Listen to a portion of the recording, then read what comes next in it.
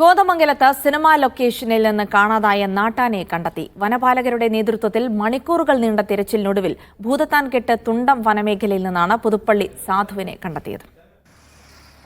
തെലുങ്ക് സിനിമയുടെ ചിത്രീകരണത്തിന് എത്തിച്ച 5 നാട്ടാനകളിൽ 2 ആനകൾ ഇന്നലെ ഏറ്റുമുട്ടിയിരുന്നു.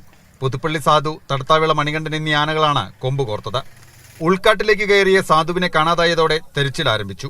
മലയാറ്റൂർ DFOയുടെ നേതൃത്വത്തിലുള്ള വനപാലക സംഘവും എലിഫന്റ് സ്ക്വാഡും നാട്ടുകാരും ചേർന്ന് നടത്തിയ തെരച്ചിലിൽ ഇന്ന് രാവിലെ 9 മണിയോടെ ആനയെ കണ്ടെത്തി. ഇവിടെ തന്നെയാണ് ഫോറസ്റ്റ് അകത്ത് റോഡിൽ ഒരു 100 to 200 മീറ്റേഴ്സ് അകത്താണ്.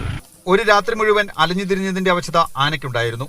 ക്ഷീണം അകറ്റിയ ശേഷം പാപ്പാന്മാരുടെ നിയന്ത്രണത്തിൽ പതിയെ ലോറിയിലേക്ക്.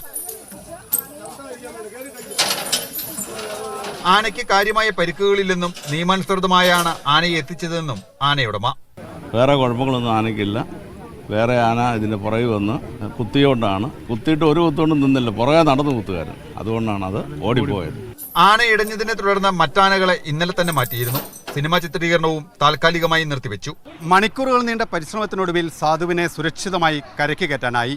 അതിന്റെ ആശ്വാസത്തിലാണ് വനപാലകരും പ്രദേശവാസികളും ആനയുടെ പാപ്പാന്മാരും. ഇടമലയാർ തുണ്ടത്തുനിന്ന് ക്യാമറ പേഴ്സൺ വിൽസൺ കളരിക്കലിനൊപ്പം സിജോ വർഗീസ്, മീഡിയ 1.